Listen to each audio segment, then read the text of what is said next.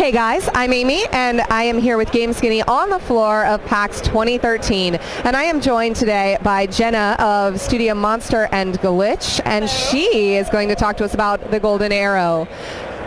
So the Golden Arrow is an iOS endless runner where you are a monster. I got kind of sick of always being the hero in the games. Like, being heroes is cool, but that's not all there is out there. So you are a monster. You're running away from the monster hunting princess. Ooh. Also, badass princesses, another favorite thing.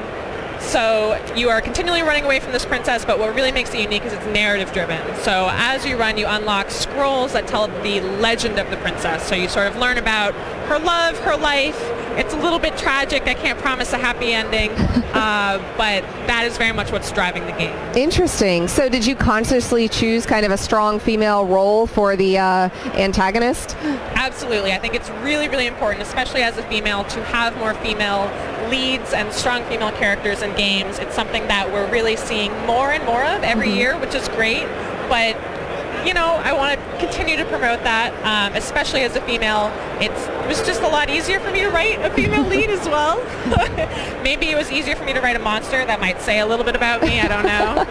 Awesome. But yes, it was really important to me. Okay, so how do you weave this really critical narrative into an endless runner? I mean, I know endless runners, usually it's side scroll, side scroll, I'm running, I'm jumping, I'm doing these things. So how do you bring the story into that very motion-driven gameplay?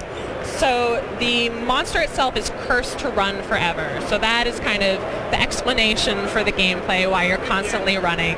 And as you run, as you rack up distance, that is what sort of unlocks each scroll. Okay. So you run, you sort of inevitably fall off somewhere, and then when you see your score, you see the scroll next to it. Okay. So you always have that right in front of you very easily. There's also an archive if you want to go back and sort of reread the whole story. So I try to make it very easy on the player, because I know that some players love story, some players just want more game in their game.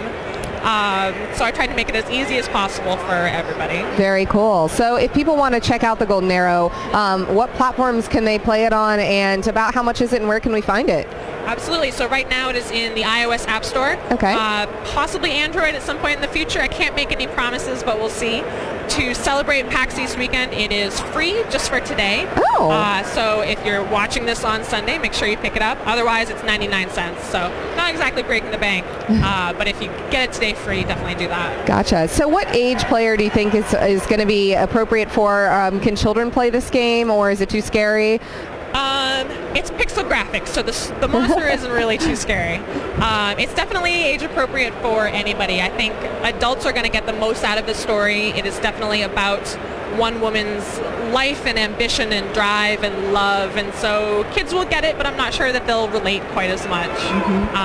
But you know, it's very simple. One tap to jump, tap and hold, jump higher, and that's pretty much about it. So okay, great. So should be able to easy mechanics to grasp and very accessible. Interesting, engaging gameplay. That sounds perfect. All right, well, thank you so much for taking time out of your busy day to come talk with us, and I hope the rest of your PAX East is wonderful. Thank you. You too. Thanks, guys. Thank you.